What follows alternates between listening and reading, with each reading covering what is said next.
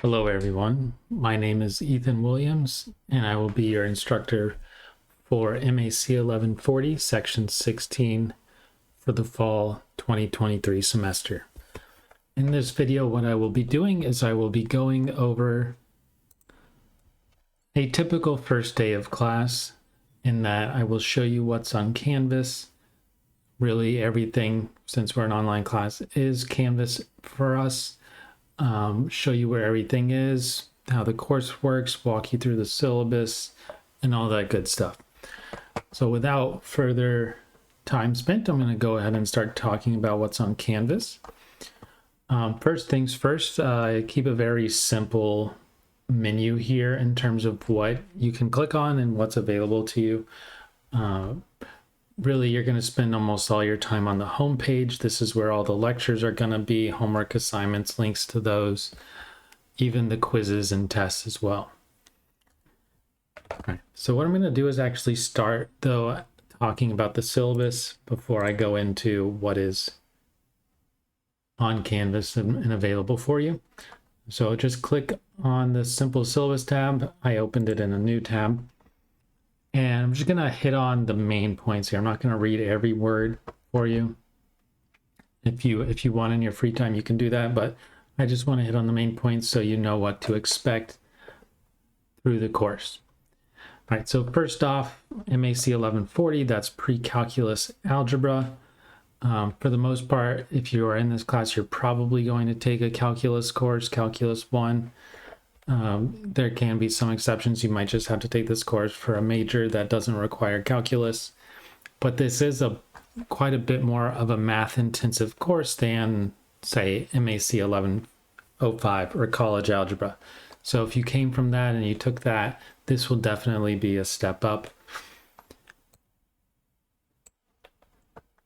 So my information, I only teach online. I don't have a physical office location, and because of that, I don't have a phone, but you can contact me. Email address is right here. Also, you can message me through Canvas, which I'm sure you're all very aware of, but if not, the way I do it is I click on the inbox and then allows me to create messages. Office hours, Monday and Tuesday evenings from 7 to 8:30 p.m. I work a full-time job otherwise on top of this, so I'm not really available during the day. Additionally, with office hours for online classes, that's really just a time for me to be on my computer available. If you have a question and you email or contact me in some way, I will be there to answer it quickly. In general, I will answer any email you have within 24 hours, with the exception of the weekends. So with that, you know, the only thing that's really special about these office hours is if you email me Monday evening, if you email me Tuesday evening, I will answer you quickly. If you email me, say, Wednesday at 8 p.m., I might not see it until Thursday. So just beware of that. That's really what these office hours are for. But you can email me anytime to ask any question you need to. Course description. So really, this is about techniques in graphing, properties of polynomial and rational functions, applications of exponential and logarithmic functions, solutions of higher degree polynomial equations, systems of linear equations using matrices and determinants, sequences and series, proof by mathematical induction, the binomial theorem, and an introduction to conics. Now, one thing I like to mention about this course is it's pretty different from most math courses in that it doesn't really build on itself. So pretty much every single unit we have, every chapter we have is different from the previous. That can be good and bad, just depending, you know, if you do well in one chapter, it doesn't mean a lot in the next one. You have to have a different way of thinking about these different topics. But this is a 3-credit course, and the prerequisite is really a grade of C or better in college algebra or some other higher level equivalent class like a pre-calculus trigonometry. Textbooks, we don't have an official textbook for this course. We do have one available on Canvas, which I have a link to and I will show you, but what's in Canvas is you're gonna have a lecture video with lecture notes that you can follow along with in every section. The textbook link will really just be there for additional support if you need something else, but you also have the entire internet at your disposal. So just depends on what extra resources you like to use. Course outcomes, basically learning how to solve the types of problems that I just listed off the course description, so won't go into the detail of that.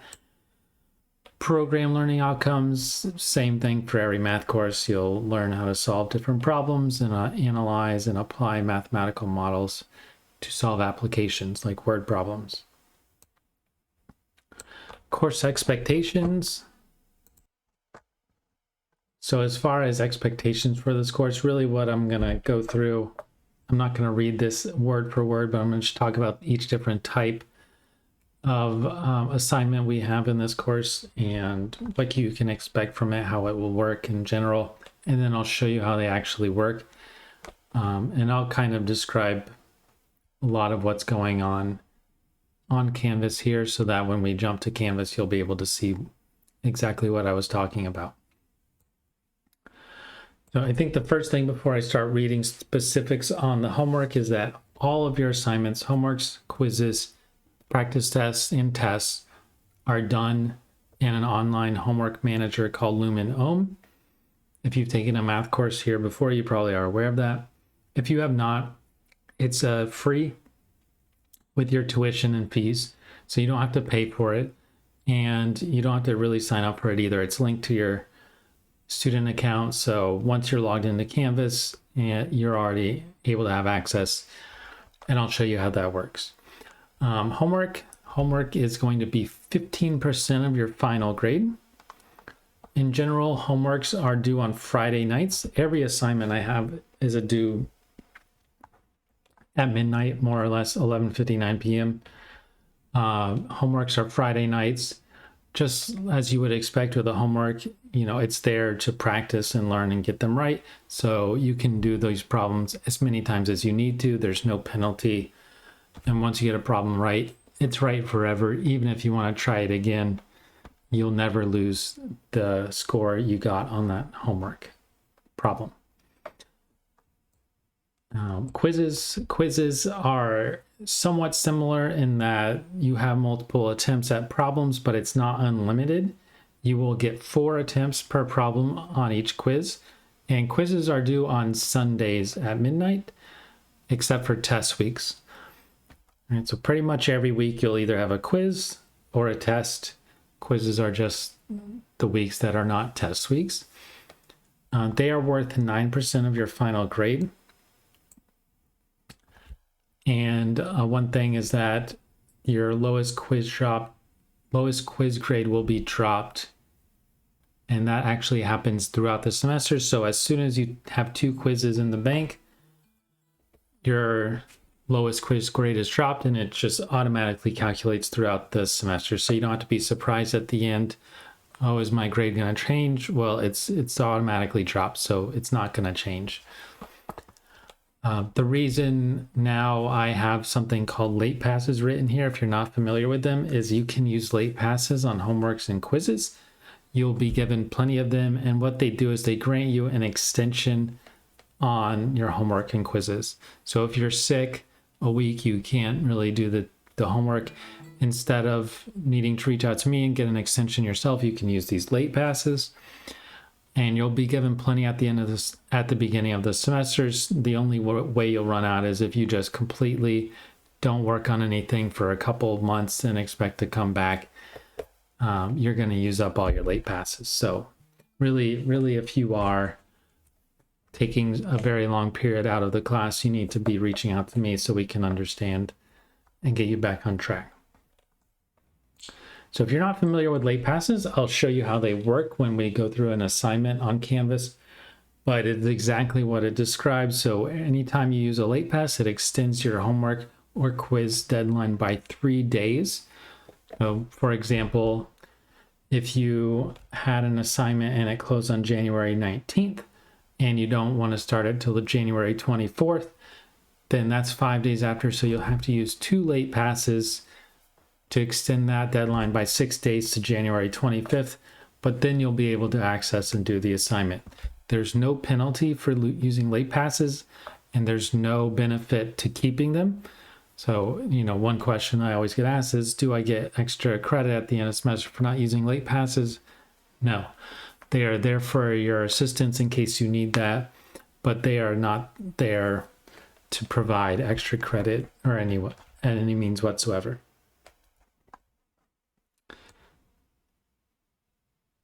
All right, and I'm going to describe all this, so I'm not going to read it, but it's just kind of giving you a worded description of how you use late passes correctly. So the rest of the assignments, which are pretty much practice tests and tests, you cannot use late passes on. Practice tests, you can't use late passes because the point of them is to get you ready for the test. And tests, you cannot use late passes on because you need to make sure you're keeping up with the course.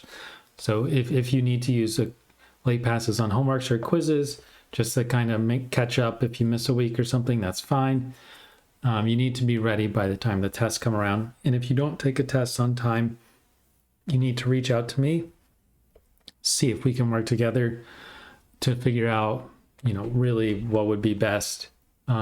Should you be allowed an extension or not based on, you know, if you are sick and you have a doctor's note, if you have some type of documentation.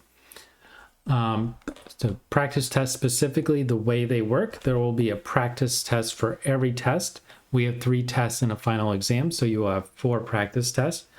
It doesn't sound like it makes up much. It will make up 3% of your final grade, but that is almost 1% per practice test, and it is just one assignment. So not doing these can hurt your grade. I've seen many students that if they had just done the practice test would have gotten a letter grade better. Not to mention practice tests are exactly like your real tests. There's going to be some extra problems, not going to be the exact same questions, but it's going to be a pool of, I'll give an example, 30 questions, and your test will be 20 of those 30. So if you can do all of the practice tests, you can do all of the tests. Additionally, they are like homework assignments. You don't have to complete the whole thing once and get a grade and then redo it if you're not happy with your grade. You can do each problem as many times as you need to get it right. There's no penalty for doing a problem more than once, getting it wrong.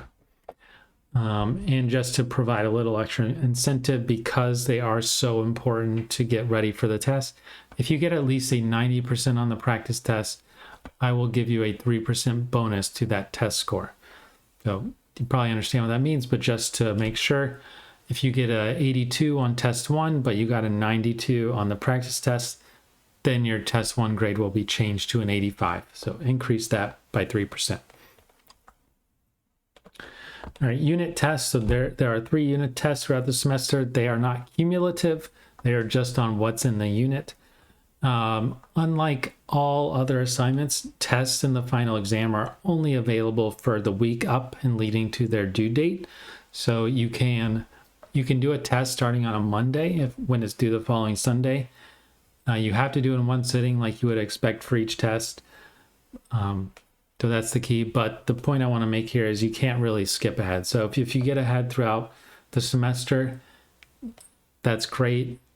That means it really just gives you more time to focus on studying for the test when that comes around instead of taking the test early. You will not be allowed to take tests early.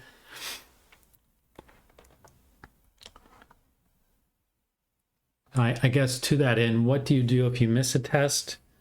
If you're unexcused, you'll get a 0, but the final exam is there, and I do follow the standard that most math professors do, and that is if you miss a test, or even if you get a low grade on the test, your lowest grade will be replaced by your final exam grade as long as it's better. It's not dropped, so we won't remove a low test grade. But let's say you got a 60 on test 1, which was your lowest test grade, and then you got a 70 on the final. That 60 will be changed to a 70. All right, and collectively, these 3 unit tests are worth 50% of your final grade. So one other thing about unit tests, and the final exam is they are proctored through HonorLock. If you're familiar with HonorLock, then I don't really have to explain much. But if you're not familiar with HonorLock, you have to have Google Chrome, you have to have a webcam, you have to have a photo ID to verify your identification, to log on to HonorLock. And then after you log on to HonorLock, you'll be able to take tests. You'll be given 90 minutes, and that starts when you open the test, not when you open HonorLock. Just for clarification there. They are due midnight on those Sundays. One thing I always remind students is if something's due at midnight, specifically a test, and you get 90 minutes, I'm not giving you 90 minutes to be nice or whatever. I'm giving you 90 minutes because that should be enough time, but it's not way too much time. If you're logging on at 11:30 and only giving yourself 30 minutes to take the test, you're gonna probably run out of time before you do all the problems. So do keep that in mind. And some of you might not live in the Eastern time zone. So if you do not, be aware that it's midnight Eastern time zone. Final exam pretty much has the same exact rules as the unit tests, except it's worth 20% of your grade, so a little more than each test is individually. I already described the dropping of the lowest test if your final exam is higher. The final exam being worth 100 points doesn't really matter. It's just 20% of your overall grade.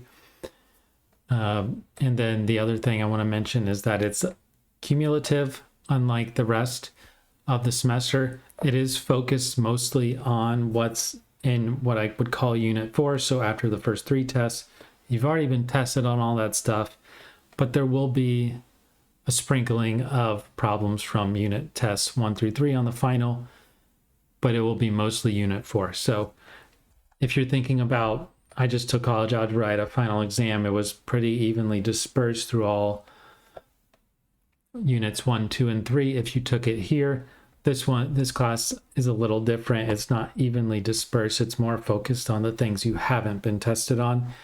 But final exam must be cumulative. That's a departmental rule. So just keep that in mind. Course outline, that's pretty much exactly what I talked about. These are really the 5 main topics. We have 5 different chapters or modules, whatever you'd like to call them, in this section. And really, sorry, not in this section, in this course. And really, each of the first 3 is each of the first 3 tests, and then the last 2 combined make up Unit 4. So you can look at that and read through that, see what's familiar to you. This is probably one of the most important pieces of the syllabus, in my opinion. It is the pacing schedule for this course. Now, one thing that I will also keep in mind is all the due dates are available to you on the calendar in Canvas. So it's not like you need to print this out and memorize it. But the reason I think it's very important is we have the structure here that I described. So on Fridays, your homework is due. We haven't talked about the discussions yet. Online courses, we must have discussion boards. They are initially due Saturday, but final deadline is Sundays. Practice tests are due the day before tests. So on test weeks, you don't have discussions, you don't have quizzes. You have a practice test and the test. Those are due on Saturdays. And then either your quiz or your tests are due on Sundays. The one exception is going to be final exam week, because final exam week basically ends the semester. There is no weekend afterwards. So your practice final will be due December 5th. Final exam will be due December 6th, which is a Tuesday and Wednesday. So be aware of that. Another thing I think that's very important about the pacing schedule is not only what's due, but just school deadlines and important things to know. So last day to add a class, last day to drop a class and receive a refund. So classes start on August 21st. Last day to add a class is August 23rd, which is Wednesday. Last day to drop and receive a refund is the Friday of the first week. After this, if you want to drop, you can't. You have to actually withdraw. That deadline is coincidentally on Halloween. And that's your last day to withdraw from the course. You don't get a refund, But if your grade's not where you want it to be and you don't think it will get to where you want it to be, that's a better option than failing. So just keep that in mind. We also have the holidays, Labor Day, Veterans Day, and Thanksgiving break. One thing I always point out for online courses, I don't like having anything due on Thanksgiving week, but the holiday is not all week recognized by the school. It's Wednesday, Thursday, and Friday. So if you do have in-person classes, just beware of that. Not every professor will be able to give you off the Monday or Tuesday in person. And then the last thing, for all of you, but especially those of you that have not used HonorLock yet, there is an HonorLock practice test. That's kind of a one-off. It's due September 10th, which is the end of the third week. This is due the week before your first test. The intention here is just to make sure you can get onto HonorLock correctly. It's just going to simulate exactly getting on when you do the real test. But when the real tests come, I want to make sure your minds are focused on the test and not, oh, I've never logged on to HonorLock. Now I'm panicking because I don't know how to do it. So just keep that in mind, and you'll be reminded when it comes around. All right, so course grade evaluation. How is your grade made up? I really already described it, but just as a summary, your discussions, which I haven't talked about, are worth 5%. Homework is, I guess that's a typo. Is it a typo? I guess it is 14%. My apologies. I forgot that 15% made everything out up to 101. So homework's actually 14%. Quizzes are 8. Practice tests are 3. Unit tests are 50, and the final exam is 20%. So probably the main thing I think about is your tests are worth 70% of your grade. Everything else is worth 30%. Doesn't sound like very much. You're going to do most of your work in the others, of course, but this is the way math classes are typically run. If you do take more college math classes beyond this, so calculus and above, you're going to probably have at least 80 to 90% of your grade be made up of tests. So this 70%, I guess you could say, be thankful for it while you have it. Grade scales standard, 90s are an A, 80s are a B, and so on. I won't read through the general tips for success that I provided for you here. I do recommend you read it on your own time. But long story short, this is really where the summary main point, I think, is this level of math course, you're going to spend a little more time working on your homework than you would for a college algebra course.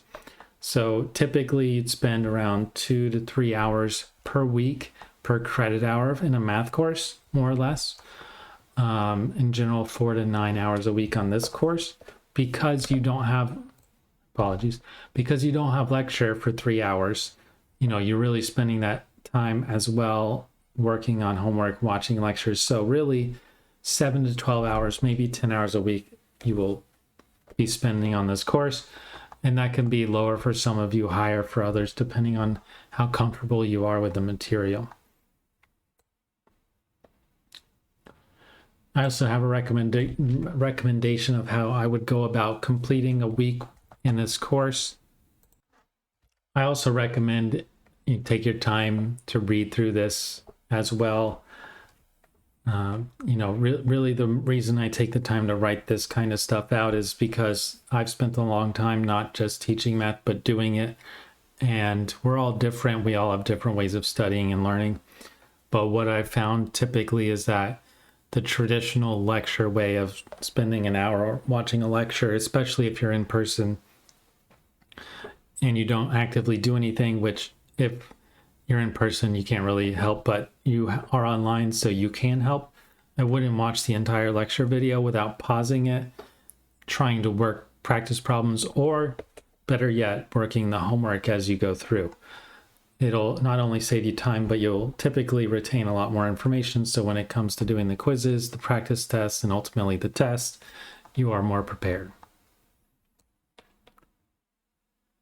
TCC equity statement. The next few things are in every simple syllabus. I'll skip over most of them. The one I do like to mention is that, especially if you are new to college, if you got accommodations in high school, let's say, for example, you got extra test time. That's really the big one for online math courses. If you got extra test time, that does not automatically transfer over. You have to make sure you make an appointment with the SAS office. And what they do is they will evaluate you, write you a letter, and that letter will say what accommodations you get based on, whatever they think, whatever you think, and all that good stuff.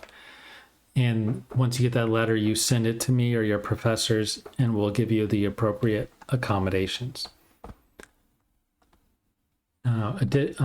Other things, academic resources, help outside of the course. This is the same in every syllabus as well.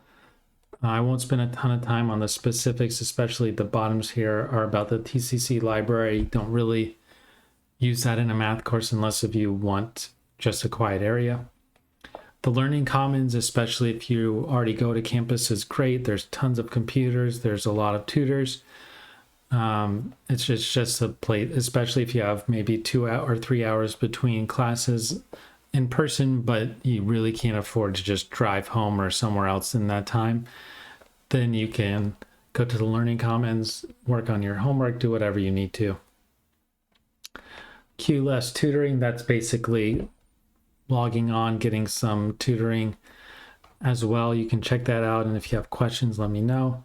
And then the last one is the BrainFuse online tutoring. That has replaced what was called Smart Thinking online tutoring. So you see the BrainFuse online tutoring over here. You can go to the tutoring and resources page here to better understand what it is. It doesn't look like they've updated this completely because probably because it's new. Hopefully it's updated by the time the semester actually starts. But Eagle Q is basically that QLess tutoring, and it basically lets you sign in so you can meet with a tutor either on campus if you're at the Learning Commons or virtually. Class recordings, not important for us. And then the last thing, student expectations, attendance policy. By the rules of the college, we have to take attendance for online courses. That's once a week. How are you going to be marked attended?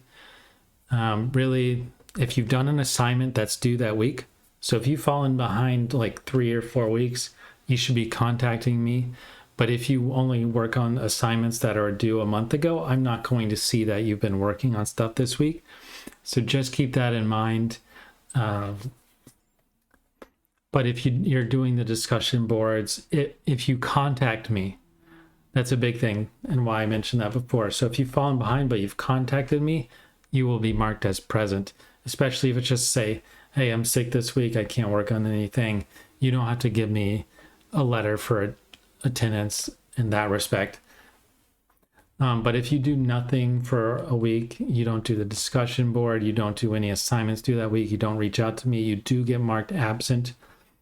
You're not penalized. There's no penalty in terms of your grade, but this is the kind of stuff that the college keeps track of as well when they determine, should someone be withdrawn based on, they're not attending, they haven't attended 6 straight weeks and they're not responding. Okay, they're probably going to be automatically withdrawn at the withdrawal deadline. All right, course withdrawal, just to that end. Withdrawing is 100% up to you as long as you're active in the course. I will never withdraw anyone unless if, like I said, you just basically stop doing things for about a month. If you miss multiple tests, if I've emailed you or messaged you, you never respond, and you have a whole bunch of zeros, then you're going to be contacted by the school as a last effort. And if you don't respond to that, you do get withdrawn. That happens around the withdrawal deadline, which is October 31st or Halloween. But if you are trying in the course, you're doing things, you're keeping up, you're not getting the grade that you hope to get, and you're not sure if you should withdraw or not, you can reach out to me. I can offer advice. I can tell you what I think. But at the end of the day, in that situation, withdrawing is your responsibility. I won't withdraw anyone that's maintaining pace in the course as far as working. Makeup work, kind of described this already. Homework and quizzes, you have late passes, so you don't really need to worry about making those up with me. You just use your late passes. Tests, practice test, final exam. Practice tests I'm pretty lenient with, as long as you have some type of excuse. But if you do the test and you don't do the practice test, and then you ask me, can I do the practice test? I'm going to say no. It's really you get an extension on your practice test when you get an extension on your test. If you were sick, I'm not going to not open the practice test for you as well, that sort of stuff. One thing that probably very straightforward, but final exam, obviously this deadline cannot be extended. It's right at the end of the semester. There are very extreme situations where you might be able to take it after the semester, but don't count on it. You have to we have to go through this entire process to verify that you can actually do that we have to meet a whole bunch of guidelines. So plan to take the final exam on time. Academic dishonesty basically says you won't cheat. Cheating for this course, really, that can only happen. You should be doing all assignments yourself anyway, because you access them by signing onto Canvas. And if you're giving someone else your information to sign on to Canvas, you should not be doing that. But at the end of the day, you are proctored during your test and final exam. And if you are caught cheating in any way whatsoever, bringing in your own notes, using a book, using your phone, someone else is helping you, browsing other websites, that sort of stuff, that will be taken note of and you will be punished. The punishment for that is a 0 on that exam, which it's very hard to recover from. And if you do get caught cheating, not only will you get a 0, but that 0 will not be replaced by your final exam grade at the end of the semester. So long story short, don't cheat, because if you get caught, it's almost impossible to pass anyway. And then the last thing, student responsibility. I won't read this all to you, but the summary here is that I'm happy to help you whenever I can, in whatever way I can, but you have to reach out to me. I have a lot of students. I can't reach out to every single one that's failing or trailing off and keep up with all of that. So you do have to make it your responsibility. I set the course up in such a way that everything should be focused and streamlined, and as long as there are no technological errors, everything should be good from that end. But the one thing I will always say every semester in every course is I will not just give you extra credit. I don't give any extra credit besides the bonus points on the practice tests. I'm not a believer in them. My thought is always, if you're willing to do extra credit, why not just do the homework throughout the semester and things like that. So you will not be given an extra credit opportunity if you need to make a certain grade. I've had plenty of students tell me they need to get a B in this course to be able to transfer to FSU. Well, I hope you get that B, but if you're coming to me because you need help and it's final exam week and you're going to need like 110% on the final to get a B, I'm going to tell you, you better get that 110% or make up some missing homework assignments and quizzes using late passes. All right, so that is the syllabus. That is the main bulk of this video, but I'm going to go back to the home page and show you what's on Canvas and how your assignments work. So student office hours, they're in the syllabus, but there's also a little note here of when they are and my email address. Introduction video is going to be where this video is. So kind of a catch-22, but all of a sudden an announcement. You will have seen the announcement when that's up and ready. You should watch it. You should watch this. All right, enough dad jokes. All right, online graphing calculators. This is not a full replacement for a TI-83 or 84, which is extremely helpful for our matrix section. So you can definitely get by without one. You do not absolutely need a graphing calculator, but it helps with a lot of sections in this course. If you don't have one, and this is the very last math class you're ever going to take, and you do not need one ever again, I would just use the online graphing calculators. There's two options here. One is Desmos. It's very easy to use, and there's a video. I made a little instructional video on how to use it down here. But you just click on this link and it'll bring you right to this. I'll let you watch the video to kind of explore it. But really, you're allowed to use this website and the other online graphing calculator on your tests. Those are the only websites you can use besides the website your test is on. So option 2 here, this is a graphing calculator that works like a TI-83 or 84 in that you can plot them and then it will just graph it for you. So you hit plot graphs and then it's telling you this color is this thing and this color is this thing. You can adjust the window, set your mode and all that good stuff, what you want to calculate, and the table. So if you're familiar with a TI-83 or 84, it does all that stuff and you don't have to buy one.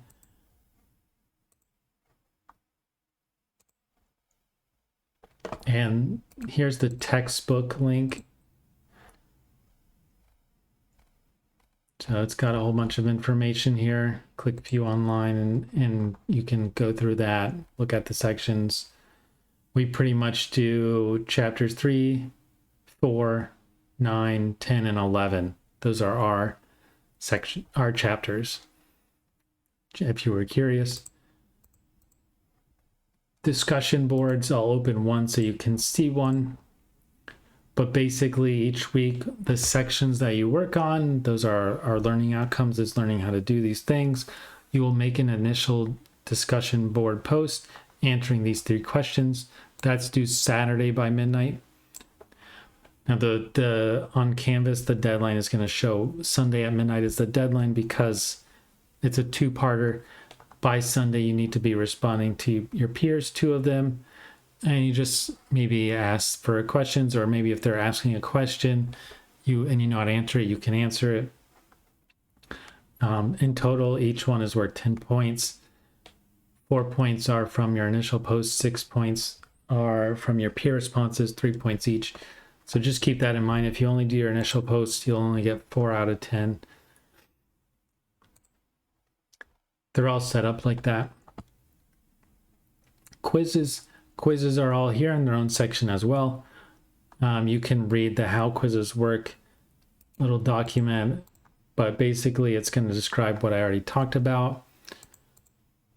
The other thing is quizzes. So these are what the assignments look like if you open it. And the first time you use Luminome, you might need to just click I have read the end user agreement, unless if you want to read it, and click I agree. And so this is what happens when you open your homeworks and quizzes and your practice tests, but your practice test won't have this redeem late pass option. Now this one's due in the future, so I don't need to use a late pass to start. I can just click start. But if it is past due, then you have to click that redeem late pass to be able to actually open it. And so the way the quizzes work, like I said, you get 4 tries per problem. That's what this number means. After your 4 tries are up, so I'm just going to get this wrong 4 times so you can see it.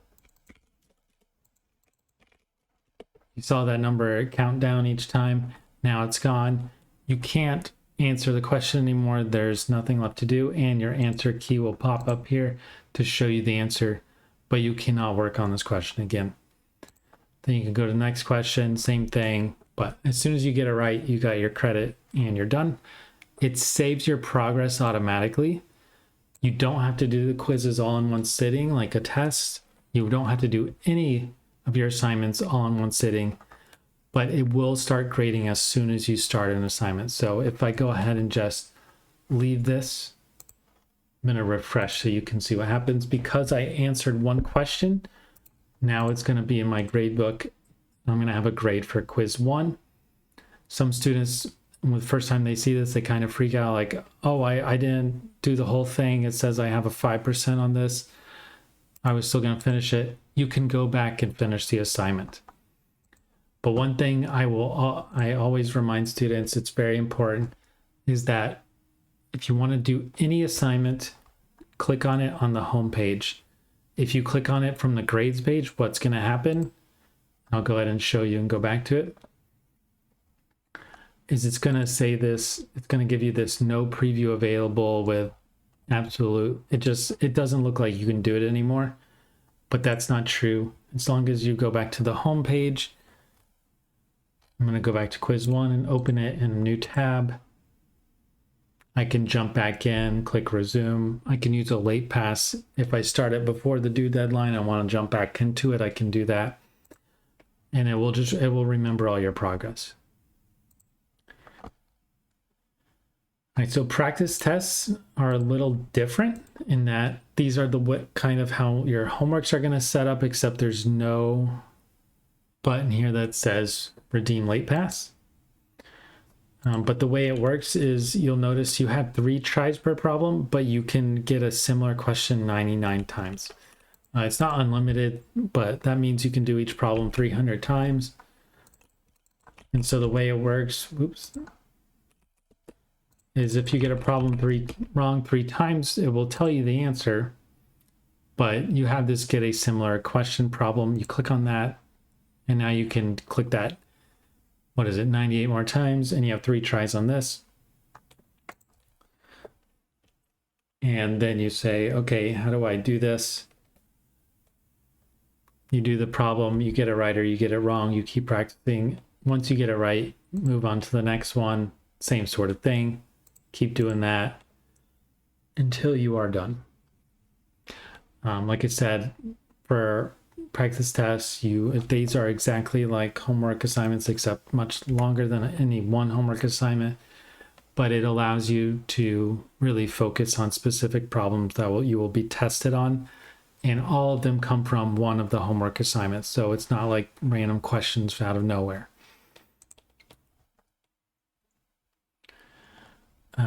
For tests, you'll have to access it through HonorLock, so you'll have these links. I have a little video in here, and I will send I will send a reminder in the future when our HonorLock practice test is due. Just, hey, this is here, this is how you do it. Watch the video inside here if you've never done it to try to help yourself out. A couple are actually really one preliminary exercise is how to enter answers in our online homework manager. So if you're not familiar with it, yeah, I guess you can use the late pass. I didn't even think about that, but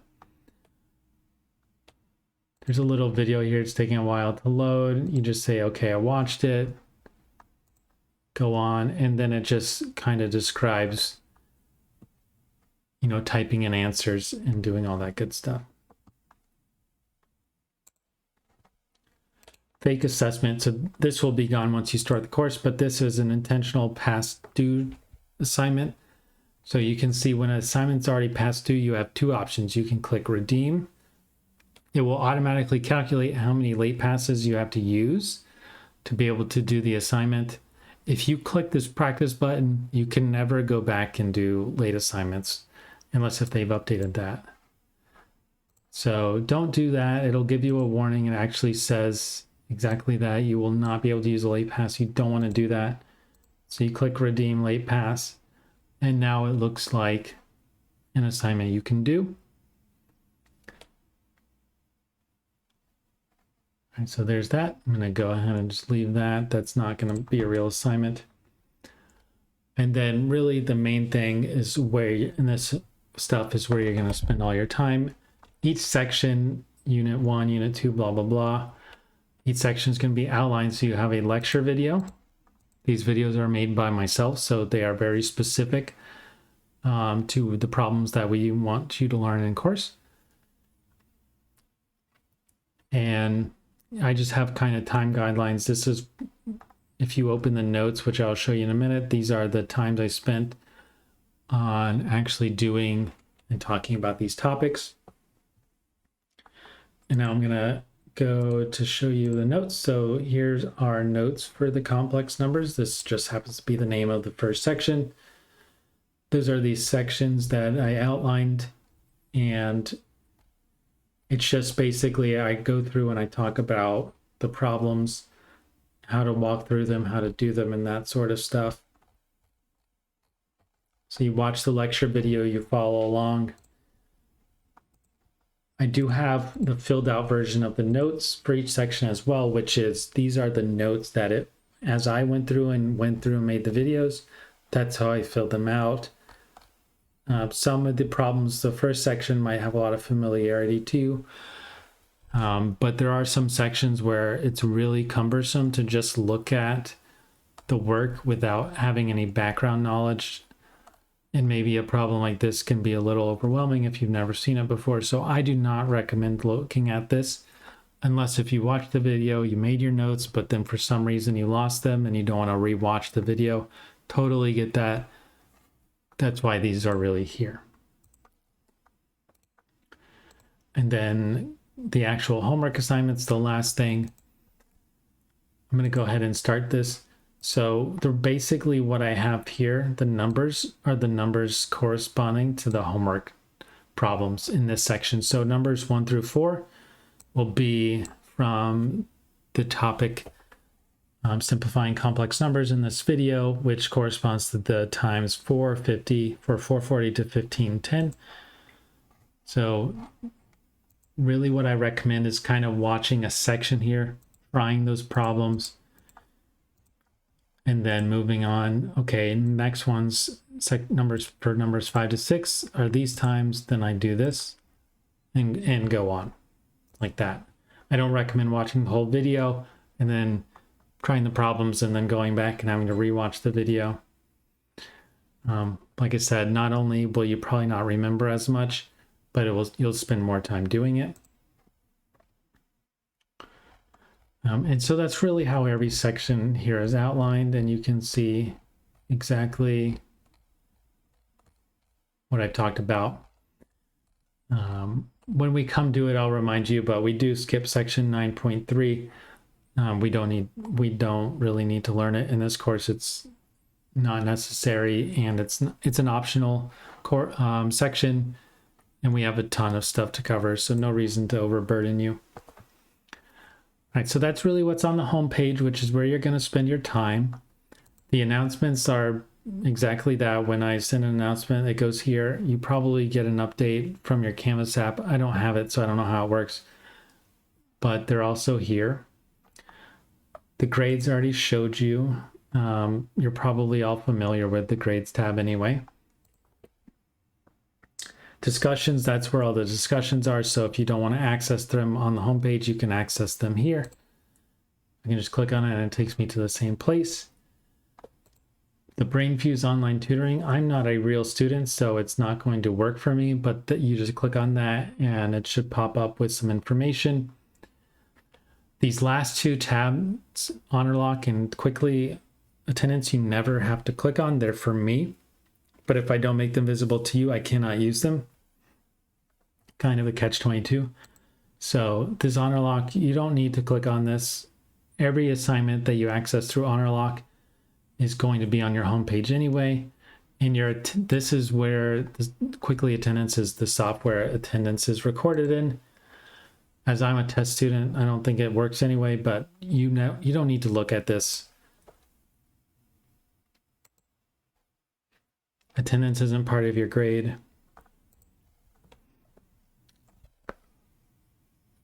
So with that, that's really what's on Canvas.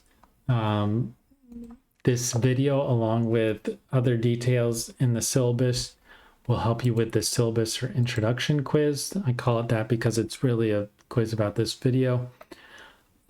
If there's anything in this quiz that you don't feel like was covered, the way it works, I'll go ahead and just click on it real quick to show you, is when you take the quiz, it's 10 questions. They're almost all true or false except this first one. And the thing is, you get 3 attempts at the quiz. So if you submit, I didn't even do a single problem, it tells you what the correct answer to each one is. So just write down the correct answer and then take it again and then, just answer them correctly. The entire point of this quiz is not to make you spend time on it. The point of this quiz is to make sure these are really 10 things that I think are important for you to either realize or understand for the course. So they're chosen specifically for that reason, and I want you to know those answers. It's not like you're going to memorize it all just from watching this video and taking this course, but at least it can help mitigate some of the questions you might have. All right, so with that, I wish you all the best of luck throughout the semester. Don't forget to always reach out if you have any questions. Bye-bye.